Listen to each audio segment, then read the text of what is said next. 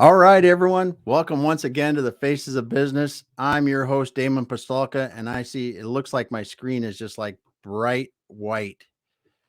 Can you see me there?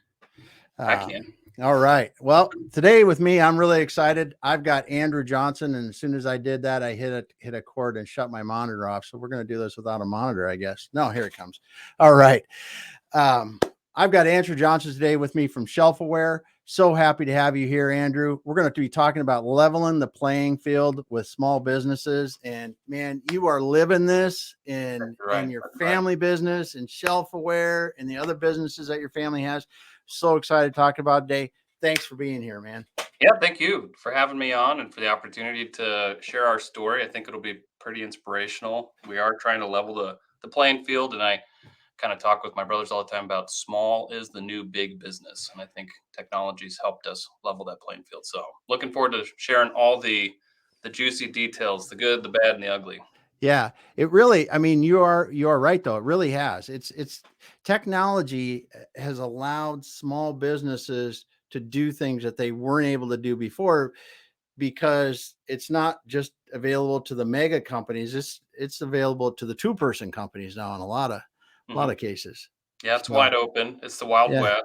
Yeah. And the advantage small businesses have that I think you'll hear in my family business story is the ability of being so small gives us the unique ability to fail fast. And so when it comes to technology adoption, a lot of it is about failing, implementing, failing, learning from your mistakes, and then making the process better, implementing again. And we have the ability to do that in a small business environment and not just bring down like millions of dollars in commerce. Matter Yeah. of seconds, Yeah. thousands of connections depending upon your stability. So, uh, Yeah. yeah, it gives us a bit of flexibility to work with. Yeah. So let's start back a ways because you grew up in a family business. Your dad started this business a number of years ago, and he started O-ring sales and service. Mhm. And while it was, when did he actually start that? Where were you at in school age? Let's see, I wasn't born yet. So he All started right, it, good. yeah, a couple years before I was born. Okay. Used my mom's nursing salary. He was as capital, basically as seed Yeah, money, yeah. my mom's hard-earned paycheck. He didn't have really anything. He was a salesman for another industrial distribution company Yep. in a family business environment, and that family business brought on like one of the son-in-laws of the owner, and the sales manager came to my dad and said, "Doug, I'm sorry, you're the low man on the totem pole. So, I mean, writing's on the wall, buddy. You're probably out because we don't have enough business to go around for this Yeah. for the son-in-law to have some accounts." And so, my dad saw the writing on the wall. Thanks to the sales manager, had a little bit of runway to plan his exit, and he jumped and started his own competitor to that very same company in the O-ring and seal and gasket industrial distribution space in 1982. All right. So I was born a few years after that, and my whole childhood was steeped in small business ownership and helping my dad. And I have three sisters, so four siblings or four kids in our generation. Yep. I'm the only boy. I come in the middle, so I'm third oldest. I got one younger sister, and yeah, we lived it, and it was kind of hand to mouth for most of my childhood. It wasn't until I got into middle school and high school that I kind of realized that my dad had made it to a degree. He had survived the first Yeah. decade of small business ownership and was one of the few that could say he had a growing, thriving business and was fairly self-sustaining and we weren't worried about like it going out of business at that point in time. It was a stable business and a good growth trajectory. Yeah. Yeah. So it's a little different growing up with a family business, isn't it? Oh my gosh, yeah. I mean, and I talk about this pretty openly. My sisters talk about it quite a bit, but it can be traumatic, and there's plenty of trauma. There can be lots of unhealthy situations. My dad's situation was he's a great man, but he had a bit of an unhealthy situation where he got so insular with the business. He was so hyper focused and in it. He had very few friends, like guy friends, that he could Yeah. share the journey with. And he's by nature just kind of a lone wolf. So he just worked. And Yeah. when things would go bad, he had nobody to really vent. So, like my family, my sisters and I took the brunt of it at the dinner table. I mean, when he had Yeah. like a bad day, we knew it right away when he walked in. It's like, oh shoot, like steer clear, of dad. And it wasn't like he was certainly not abusive towards us or Yeah. anything, but Yeah. the venting. I mean, he would yell and like just scream. He used to throw things not at us, but like one time he threw a Yeah. water cooler at the house at the side of the house because he was Yeah. so Yeah. frustrated, broke it.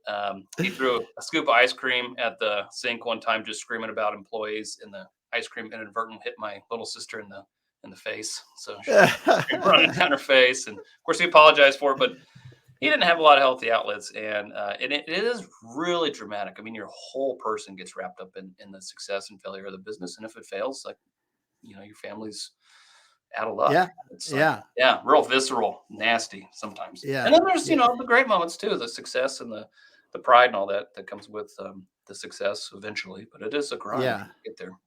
Yeah.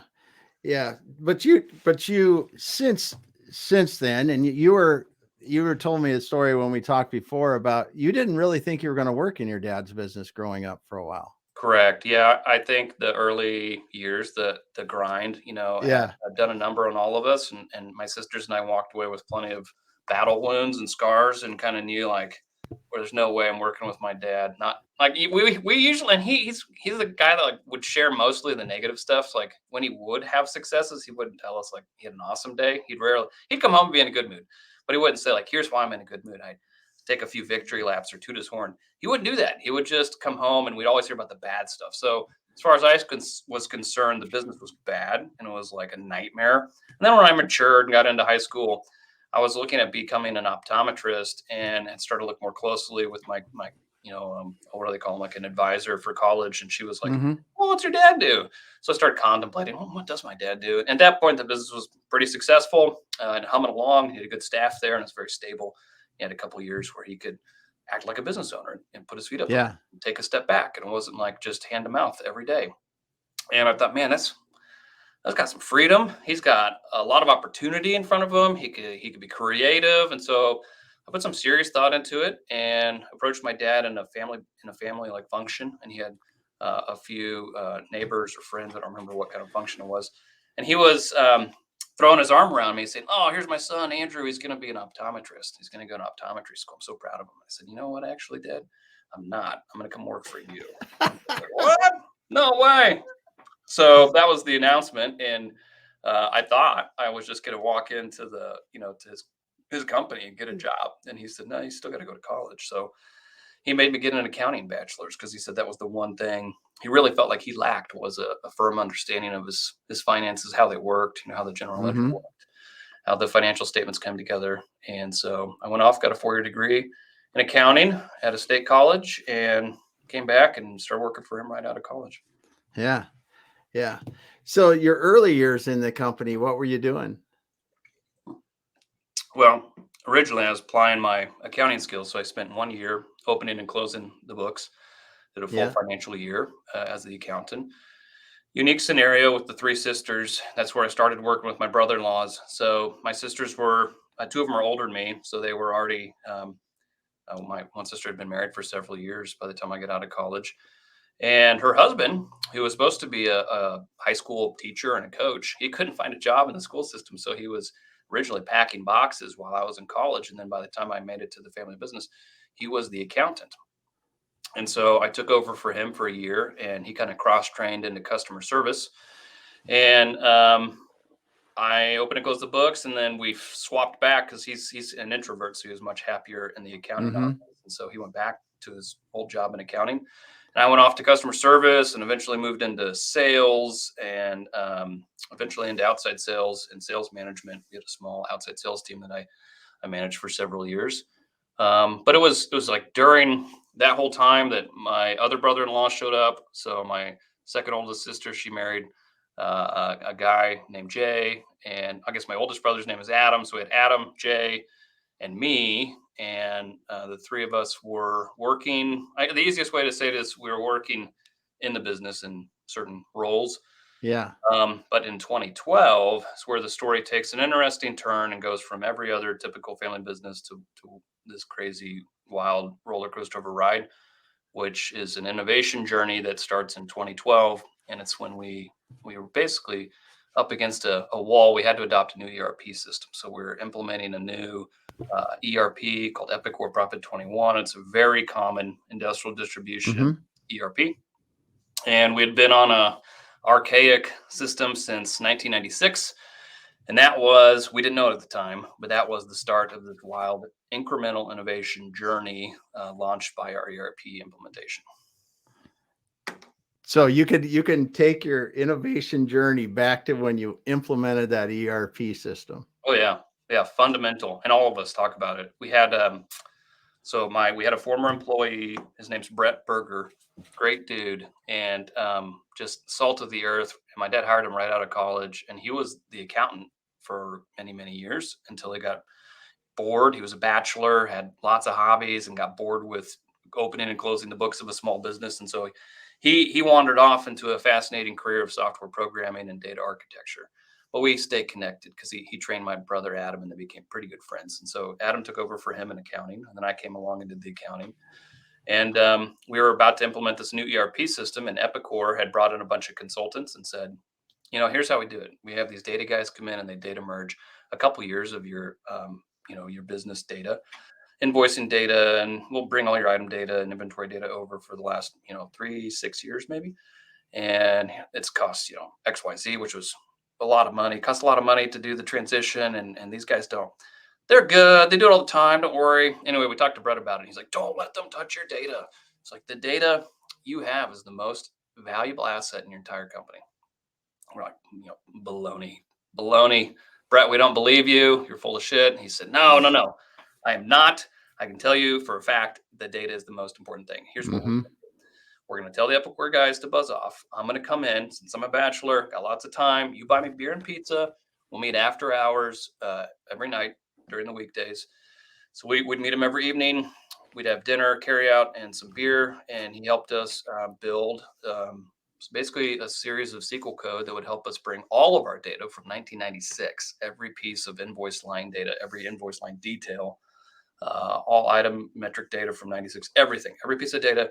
We scrubbed it, we cleaned it, we organized it in SQL and brought it over in basically in one day, but it took months to get there. So we built all the code to clean, scrub, and organize. And then we imported it all in like basically 24-hour, very stressful 24 hours. But it went off perfectly. And after that 3 to 6 month period of transition to this new ERP system, and with Brett's help, we really did thoroughly understand that, wow, the data we have is extremely valuable, runs everything we do. And we also got our feet wet in software programming, data architecture. We better understood where our little industrial distribution company data tables lived, breathed, how they interact with each other, how we could interplay different data sets to drive business analytics. And we started, it launched us into this incredible journey of how we could automate our small business, make it more efficient. And during one of those beer and pizza sessions, we were sitting around. It was just Jay, me, Adam, and we were talking about where we wanted to take my dad's business. I think everybody has these kind of visionary conversations, and it's funny because at the time we're like, where do we want this business to be when we're 50? And I was in my mid 20s or whatever. So I was like, man, by the time I'm 50, if O-Ring Sales is doing $15 million in revenue, like that was a huge number to us. Get to 15 million in revenue, that'd be great. And then Jay chimes in, and I don't know who chimed in with what, but we all chimed in with different aspects of what we really wanted. And we coalesced around this idea of growing the business to, we call it the 15-15-15 plan, but growing the business to 15 million, doing it with 15 people, and keeping it inside a single location at 15,000 square feet. We thought if we could build that industrial distribution business around this 15-15-15 plan, which at the time, I think Herman Cain was running for president, and he had like this 999 plan he'd come out with. And that's, I think, this the whole idea from him for three metrics. But the revenue model, everybody has that. I want to get to be X big. Yeah. But the other two pieces were all about efficiency and operational excellence. We knew it, but we didn't have words for it yet. We just knew that we wanted to grow a bigger company, but without the bigger company headaches. Yeah. So that 15-15-15 plan launched us on this hyper focus of operational excellence, where we were looking for any constraints inside our business that held us back and made our employees less efficient or unhappy or just generally pissed off. And then we would tackle those small projects of innovation excellence, or operational excellence, with some sort of an innovation in and around usually software. So we'd look at like Epicor and how Epicor handled transactions, and then we'd write software to try and make it better outside of Mm-hmm. Epicor. So Yeah. yeah. So that's it's interesting as you say this, because what we're talking about is leveling the playing field with small business. So in 2012, when you did this Epicor transfer, it really started your journey. Did you understand at that point what you really were doing as far as laying the groundwork to be able to compete with very large companies? No, no. The honest answer is no. I think a lot of people that are successful in innovation say, "Oh yeah, we had some like master plan." That, like when people say that to me, it's the BS meter goes off, because typically it starts with nothing more than passion and a desire to optimize, and guts, Yeah. and and like not much of a plan. I mean, we didn't bring in a consultant. I mean, there's Yeah. no, I don't have, I sometimes people say like, you hate consultants. I don't hate consultants. I just think Yeah. that sometimes people use them as a crutch. Yes. And it honestly just comes down to what's inside of you and the hard work and your attitude and your passions and what you're willing to sacrifice to get there personally. Mm-hmm. Mm-hmm. And without the business owners on board, I mean, consultants' hands are tied. So they can come with Yes. all the energy and the great ideas, but if the folks don't really want to do it that are running the company, nothing's ever going to happen. So most of the ownership, or most of the responsibility, lies with you, the owner, the sweat It equity. does. Yeah, It does. and we really wanted to do it, and we had a really general plan, and we didn't really have like a detailed roadmap on how to get there. We just viewed it as, well, we viewed it as a series of innovations that were going to make us just generally more efficient. And that was about Mm-hmm. it. Looking back, what it was is this incremental innovation journey is, it's a marathon sprint. It's not going to be something, Yep. you can't do this IT transformation or digital transformation um, really quickly. I mean, you can do it quickly, but it's still going to take you years inside of a company setting like this to get it done. But you can move quick. So we kind of viewed it as a marathon, as a series of sprints. And so we knew that with each project, we wanted to move really quick. So we'd see a bottleneck. That was the easiest way to put it. We'd see something that was a time suck or bottleneck or a constraint. We would burn it down. That was my brother Jay. He's the optimizer. Burn it down. He's the pyro. He'd light a match and just like burn it. And then Adam and I would freak out and say like, well, what are we going to do to replace it? And he'd be like, I don't know, but we're never doing that again. And so that was our process. And it was clumsy at times. It was brutal at times. We were brutal in our kind of cold hearted in our optimization efforts. Probably my greatest regret in the whole process was just moving that fast, and we really didn't care about the collateral damage in our people department. And so like our employees at first thought this was insane, and we drug a lot of people like kicking and screaming, Yeah. into the future. And there's going to be some of that, but if we could have gone, if we could go back in a time machine and do it all over again, we would have been more graceful. We would have given the vision to the whole team and said, hey, this is where we're going, this is why we're doing what we're doing. And we would have made a bigger deal about our early wins, because I think if you do a few quick wins, you can get everybody on board with the concept Yeah. quick. But we did a pretty bad job of that. Well, you're not going to be perfect, but you've gotten where you've gotten, and that's good. That's good, because the interesting thing is you guys are competing with some fairly large companies, and that's not something you see every day. That's for sure. No, And yeah, yeah. and like you said, you're competing against multi-location companies with Mhm, a single location. mhm. So you have to do things a bit differently. We do. Yeah. It started with operational excellence, and then our incremental innovation journey went from being internal focus, just making our company hyper efficient, to this external focus where okay, we're going to take the skills and software and hardware deployments and the skills we've learned and some of the connections we've made in mobile app developers and database guys and UI guys and UX guys, and we're going to figure out how to put something together externally. So, an innovation that we can drive value to our customer base. And that was the genesis for Shelf Aware, and it's the my primary focus now. It's what I do 100% of my time is dedicated to seeing shelfware move forward.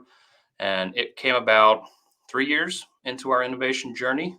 So we spent 3 long years just doing the hard, nasty work of operational excellence, Yep.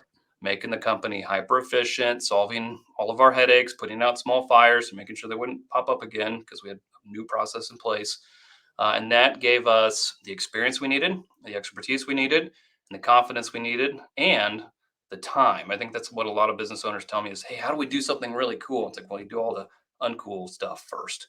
And the reason you have to do all the uncool stuff is because you have to free yourself of the daily burden and fires. And if you don't put all those out and keep them from cropping up, you'll never find the white space to do something really cool. You have to be able to just lock yourselves in a room and say, nobody's knocking. Like the three of us could lock ourselves in my brother's office and nobody came to the door and said, hey, this is broken. Hey, we need help with this. Hey, can you help us here? Hey, can you tell us how to do this?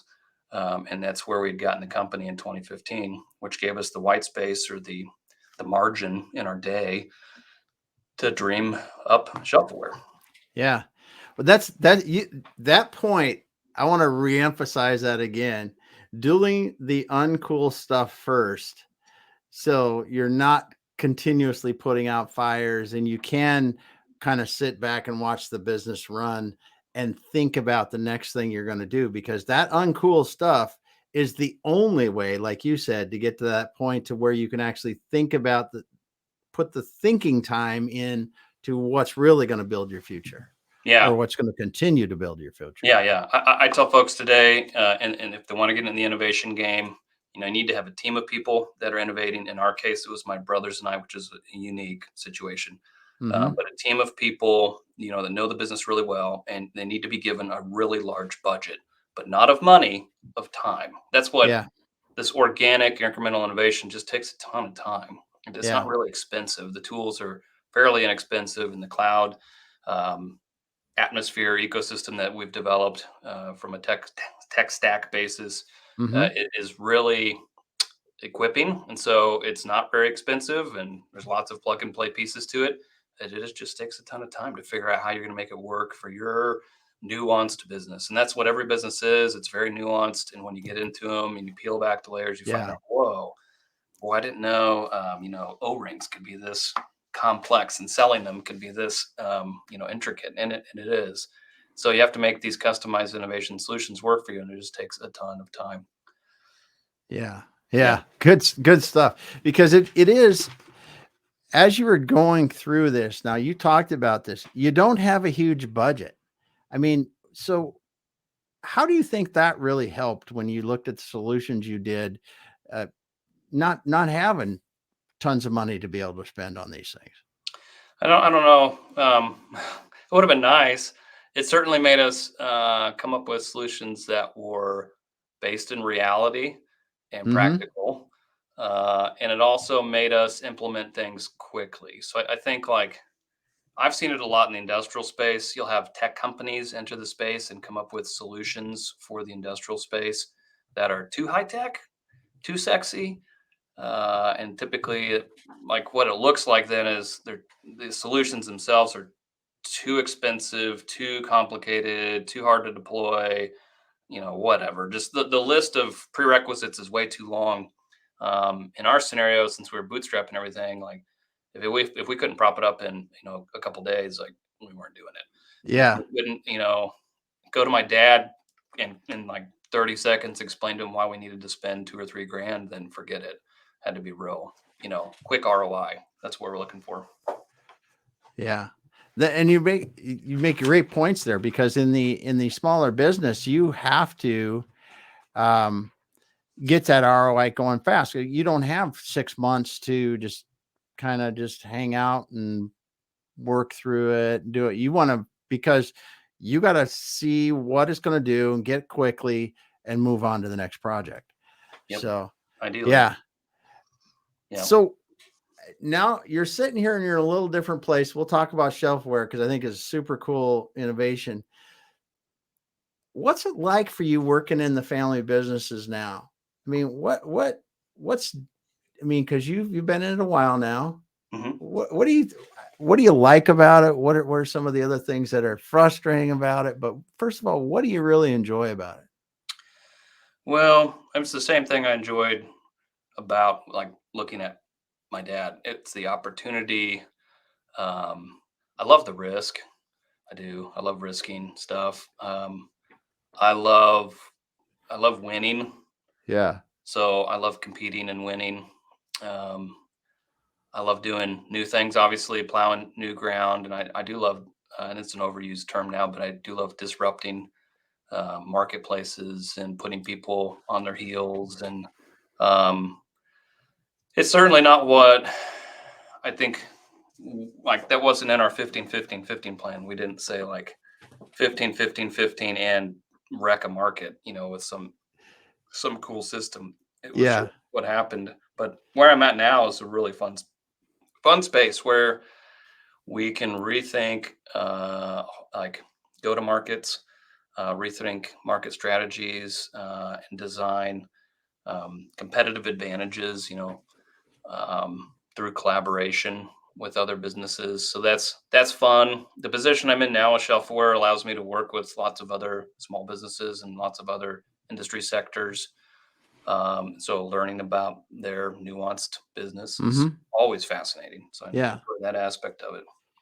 So let's start talking a little bit about shelfware because it's really interesting. So you're getting the O-ring sales and service, you're getting that rolling. Things are going really well for you there, and you get presented with an opportunity. Let's talk about kind of the nemesis that really created shelfware. Sure. In the industrial marketplace for a long, long time, there's been a growing need, desire, demand for a service called vendor managed inventory. And it's this whole idea of really large consumers, typically manufacturers, think like Caterpillar, John Deere, the big, big, big boys. When you get to a certain level in manufacturing, your raw material input supply chain just gets huge. And Mm-hmm. you need just so many different product verticals. And a lot of them, most of them, have a segment of that product vertical that's highly engineered. And so it's not just managing commodity inputs, it's managing highly engineered product inputs, which have a whole host of oh hurdles you got to jump, like lead times and custom tooling and custom materials, and it's a nightmare. So Mm-hmm. the need continued to build and build and build for large consumers to offload the burden of that management on the supply chain to the supply base. So vendor managed inventory or supplier managed inventory just grew and grew and grew. Now, historically, it's been heavy in consignment. So, like a lot of suppliers would agree to run the inventory for the manufacturer at their facilities. They're managing the inventory values and the shelf contents at the customer's facility. So they'd send folks on site, and when they went that far, they'd go ahead and say, and we'll run it on consignment. So we won't charge you until you take it off the shelf. And so, really, that consignment piece is what kept my dad from ever offering vendor managed inventory service in our business until he basically he got forced. We had some long term customers that were great. We loved them. We didn't want to lose their business. And they had kind of come to us with that attitude of, hey, management, ownership, corporate executives are saying we must offload the burden of supply chain management to you, our valued supplier. And if you're not willing to run a VMI program for us, we're going to have to go to a new supplier. So that was probably around like 2014. We were put up against a wall basically and said, do this or you're out. And I had a couple of years of our innovation journey under us, and so we knew, hey, we can quickly put out a VMI program that's better than anybody else's. And the way we're going to do it is by monitoring product consumption without people. So that was one of the big reasons beyond consignment. My dad didn't want to commit to do it was it takes human capital and Yep. branch locations. So if you're going to run vendor managed inventories, the historic model is people all over the country. You have to have Yeah. branch locations So centralized hubs where you store localized inventory for these large manufacturing customers. So in every kind of city that you wanted to do it, and because you had networks of dudes and trucks driving around from those branch locations servicing those customers. Mm-hmm. So it was just a capital intensive game that we never really felt like playing. And we had that 15-15-15 plan in the back of our mind of, hey, we're going to grow our business, but keep it single location, 15,000 square feet. So we kind of locked ourselves in a room like we usually do and went to the whiteboard and started coming up with ideas around how we could collect inventory consumption remotely. And we all coalesced around the idea of using RFID. So radio frequency identification is what RFID stands for. It's a technology that's been around a really long time. People use it all the time. They just don't really understand, what it entails. But that's Bluetooth is wrapped up in that. So any Bluetooth audio, Mm-hmm. that's a version of RF frequency bandwidth. And then you have NFC, which is near field communication. That's what you use like Google Pay, Apple Pay, Samsung Mm-hmm. Pay, your tapping credit cards, your hotel room key card now. Yep. Most elevator key cards, those are all kind of near field. So those are RFID. So it's transmitting data using radio waves, sometimes over short distances in the payment applications, and sometimes over long distances. Historically, in the industrial space, you've seen RFID deployed in asset management. So they were putting Mm-hmm. very expensive, $5-10 RFID tags on very expensive assets. And that would allow them the ability to track the assets, entry, exit out of locations, track where it's at, potentially even track, when the last time it was used, and Mm-hmm. repaired or maintained. And so we just looked at that technology as, hey, this is the time to deploy a vendor managed inventory system utilizing RFID. We had the luxury of not being in the space yet and had the experience of developing several different technologies in and around counting scales. So we had looked at, there were several different solutions already deployed that we looked at closely and said, like, none of the solutions pull out enough cost, enough complexity, and enough human capital to make us want to develop a better version of current solutions. Mm-hmm. So we just scrapped everything. So did we want barcode scanners? No. Okay, it still doesn't really solve any problems. Did we want way nodes underneath all the product bins? No, because we had played around a lot with way nodes and invented a smart counting scale, and we know how complex and capital intensive that would be and mistake ridden. So no.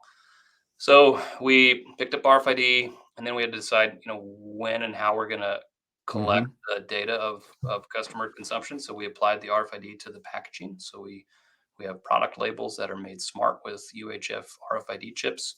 That allows us to track product consumption at the factory without any people involved. So somebody at the factory level grabs a box of fasteners and walks away. We know in real time that they took the fasteners off the shelf and they walked back to the assembly station. And so as a supplier, we can ship them more fasteners. O-rings, we were applying RFID smart labels to poly bags, plastic bags full of O-rings, and tracking package quantities at consumer locations. Deployed the first system in 2015, like really quick. We had a Yeah. problem 3 months. So we went from like whiteboard to software and deployment in maybe 3 months, 6 months, 6 months top. I'd have to go back and like look at all my email chains to figure out the timing, but 3 to 6 months, we had the thing out in the field, deployed at a real customer's location, tracking actual money, volumes of inventory for a gearbox manufacturer.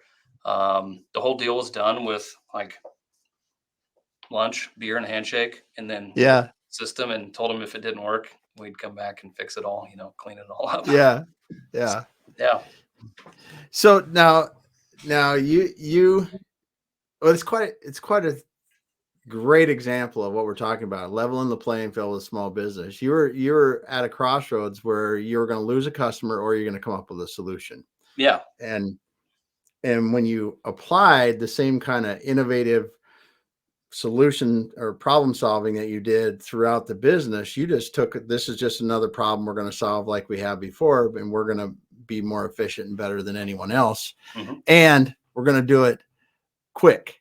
Mhm. Because man, 6 months to go out with a product to test is that's pretty aggressive. Yeah, and that's what we're all about is we're aggressive and we're Yeah. fast, and we Yeah. fail. fast too. So Yeah, yeah. Jared says speedy implementation. Nice work. Yeah, that's for sure. Because yep.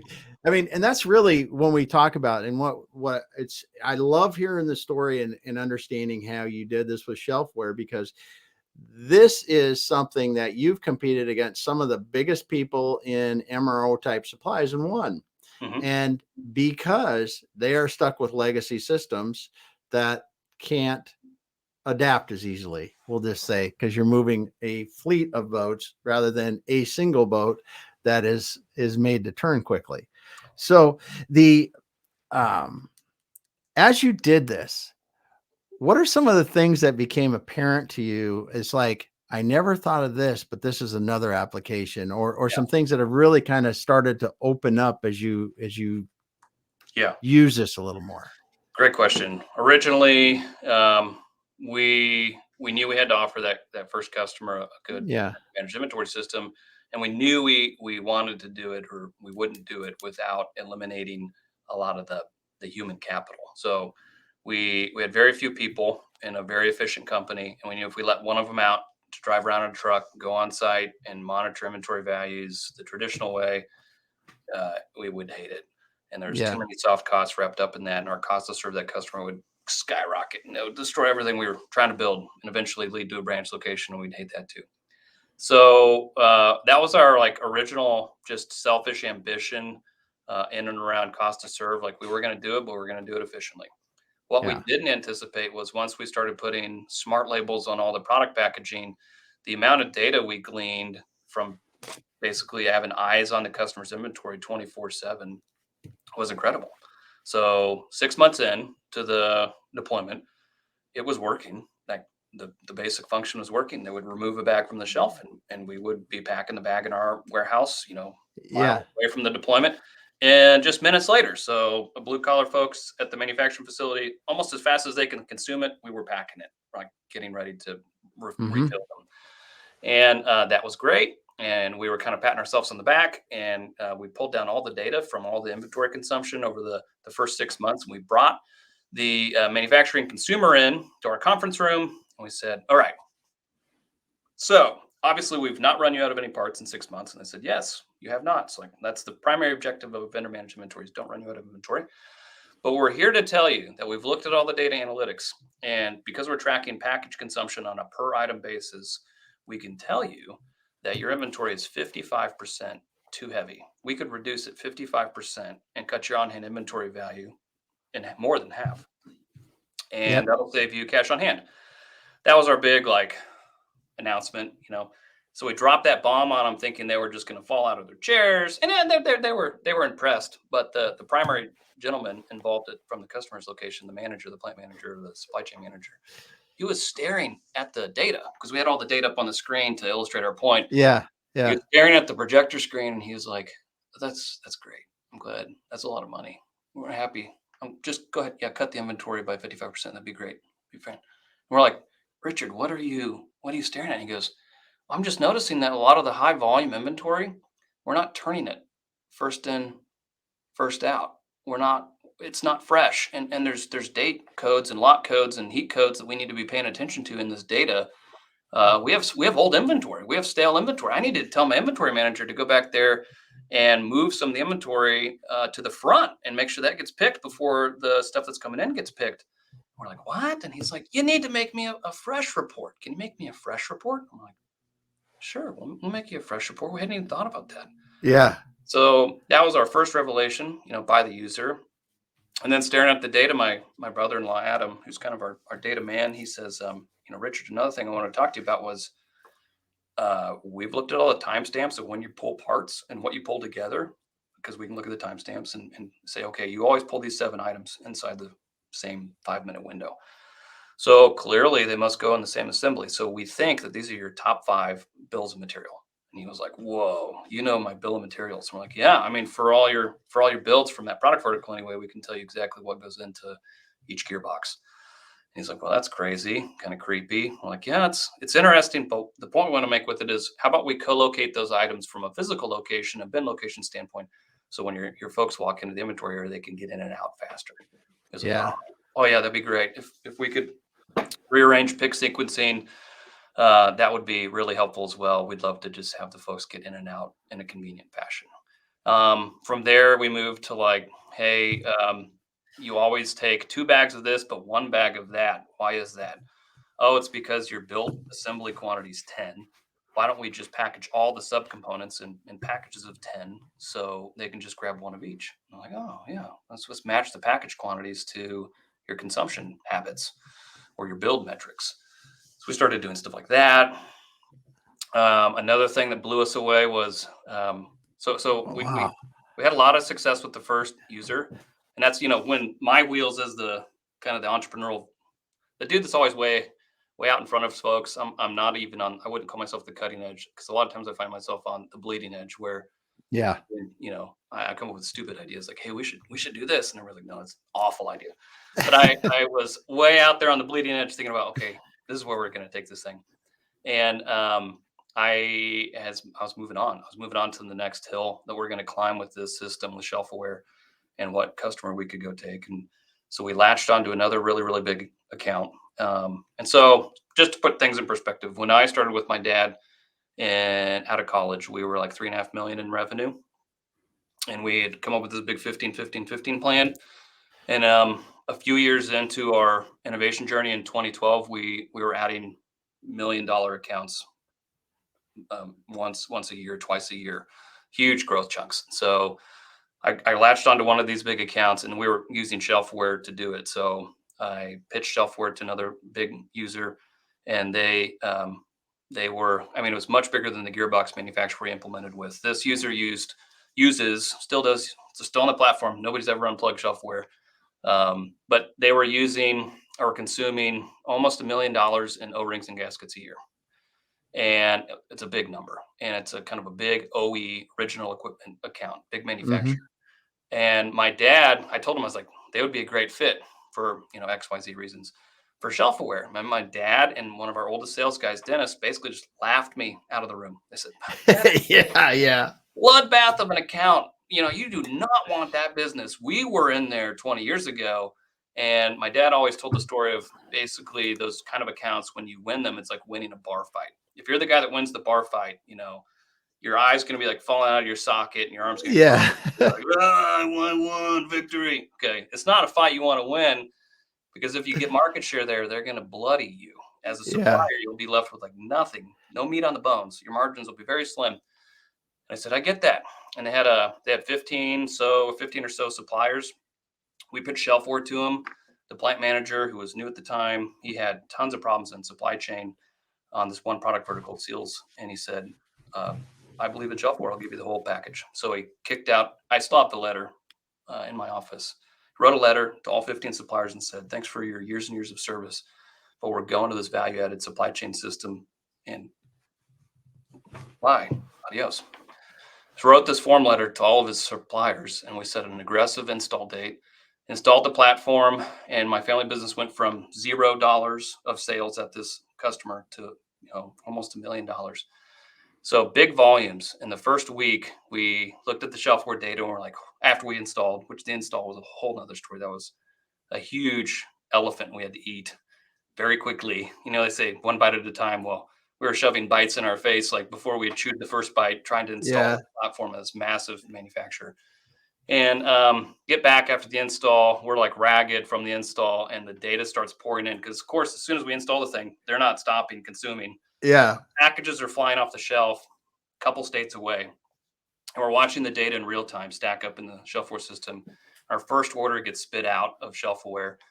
We're like, holy cow! We have I think it was over 1,000 pick lines we had to do, and we had agreed to a consolidated ship date of like a Friday, and so we were trying to pull down 1,000 lines in one day, and we had everybody like all hands on deck. We only have at the time we had 15 employees tops.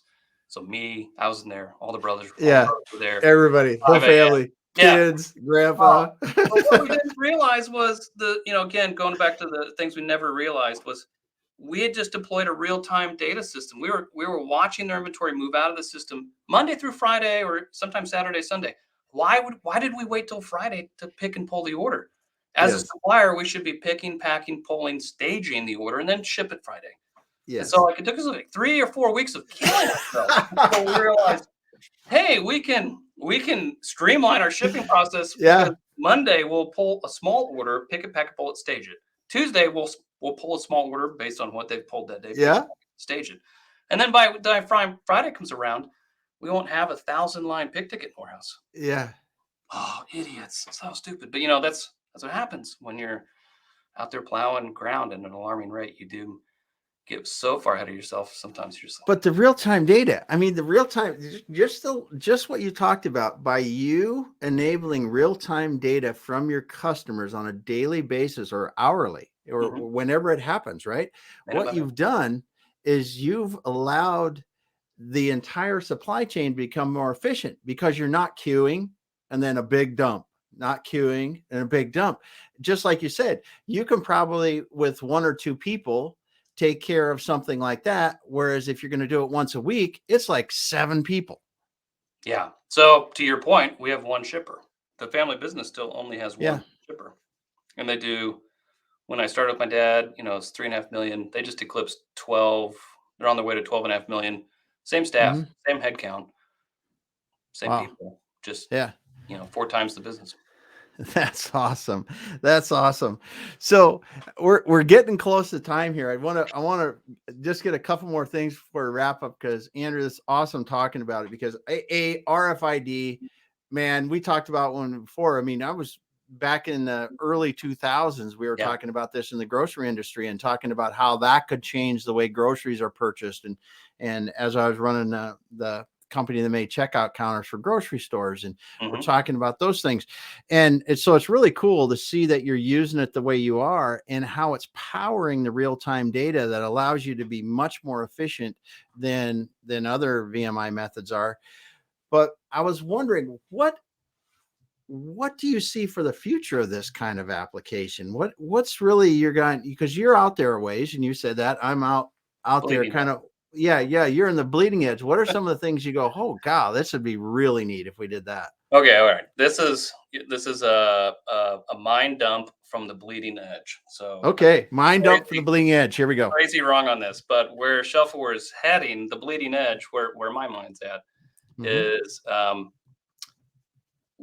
after the success of shelfware, the consumers came back and said, "This is a sick system. We want you, O-Ring Sales and Service, to sell us everything." My dad's generation that's how he was thinking. Great, we'll do it because that's how industrial distributors get bigger. My brothers and I said, we have a new business model. We call it cloud sourcing. So what we did is we took the shelfware platform, so it's software and hardware that we license to other industrial distribution or industrial suppliers who are niche in their own product verticals. And so what Uh-huh. we're doing is through collaboration, allowing everybody on the platform, it's open. Anybody can hop on, license the shelfware system. We're giving really large consumers the ability to put their favorite suppliers together on one slick inventory supply platform that's flexible enough to go across product verticals. So small parts to large parts to floor stock items. You can apply the same platform. So consumers get the omni channel they want, one set of rules across multiple suppliers, but the suppliers stay independent, super hyper focused on the product vertical, which means best in class product pricing, Yeah. R&D, best support, best sales support. It's like best of all worlds. And so together, the Shelfware platform is going to have a collective of hyper specialized suppliers that can service the largest consumers in the industry. We can all do it from our single locations if we want. You can have multiple branches, but you don't certainly have to have 2,000 branches like our competitors, which would be the giants like Fastenal, Granger. And I really Yeah. believe Amazon Business in the future is going to be a huge competitor for Yeah. It is. suppliers. And so that's going to give us, the small independents, the ability to compete against the giants by using technology to put us everywhere. We're going to use the power of the internet, the power of data to be omnipresent, omni-channel, and consumers will benefit from it. So that's the bleeding edge, brain dump. It's going to be a collaborative approach to industrial supply called cloud sourcing, and that's the competitive advantage for the small guy. Man, that that's super cool because what you will enable is true small business innovation at a level that these large companies aren't able to really understand now, because they've got to go with, I got to buy it from everybody. I can't buy it from the best of the best, because I got to buy it from somebody that sells me way more SKUs than that, because I can't do that. But Yeah, what you're saying is you give Damon, who makes really good whatever, the opportunity to be like the biggest in the industry, supplying the biggest in the industry. correct. Yeah, yeah. I want the little guys to be able to go to John Deere and collectively say, "Hey, John Deere, we know you have 15 operating companies in the North America. We can service all of them, the 20 or so shelfware suppliers, and we can cover all your product verticals from hard hats all the way to O-rings and seals and gaskets and everything in between. And you'll get all the data in one spot as a consumer. That's what they want. Mm-hmm. And what I think the weakness we're going after is the competitive advantage of the big guys. We're trying to flip that. So their advantage is their footprint. Their advantage It is is. capital. And look It at is. companies like Fastenal. They have 2,000 plus branch Yep. locations and all the human capital. That's their advantage. If we can flip it with technology and turn that into their disadvantage, their bigness is now their weakness. And the way we make it their weakness is by being nimble and doing all of the service and value add that they do, but without the need for people and branch locations. Yeah. So all of a sudden, their capital investments become just weights around their ankles, and it just sinks them. They don't Yeah. have the product expertise either, and that's kind of the dirty secret of Yeah. it. Oh yeah. Is a lot of the companies like my family business supply a lot of product to the big guys like Fastenal and Granger and MSC. We're behind the scenes. We're the experts. We know everything about O-rings Yeah. and gaskets, and we've been doing it our whole lives. And if we could just get the service level offering, but without the branch locations needed, we can make a huge leap forward in competing with these guys. So Yeah. yeah, we have gone head to head with them and knocked them out at big names, big names. Nice. Nice. Well, that's awesome. It's awesome talking to you, Andrew, because it's so using technology to flip the script. You're just turning it upside down and making what's once a strength a weakness, and allowing the biggest companies in the world to get the absolute best product. And I Yep. think that's cool. And That's that's very cool. and that is disruption. So Yes, it is. we want to I make just Fastenal the next blockbuster. You know, You never know. You never know. no, So I just want to say thanks, Saya, for being here. And Jared had a question too. I was wondering if you're active outside of the US. So well, we could be because it's the internet, but yeah. currently not with shelfware. But if So you know somebody outside the U.S., let's do it. yeah. So Jared, go ahead and connect with Andrew on LinkedIn there, and you guys can talk about that. But Andrew, thanks so much for being here today. This is such an exciting technology you guys have delivered or developed, and watching it get deployed. And I think it's ultra cool too, because you're allowing small businesses to compete with the largest in the world. And your idea about the shelf-aware cloud sourcing ecosystem is just incredible. I think Yeah. it's really going to be fun to see how that evolves. So thanks so much for being here today, man. Yeah. Thank you. Thank you. We'll have to have a follow up and see if we fall off the bleeding edge, and Yeah. become the bloody of the bleeding edge, or if we make it. So we'll Oh talk yeah, in the definitely. future. Definitely. Sounds good. Thanks to everyone else for listening. Thanks for the comments, Jared, Syed, everyone else that's been around listening today. So happy to have you. We'll be back again Thursday. Thanks a lot.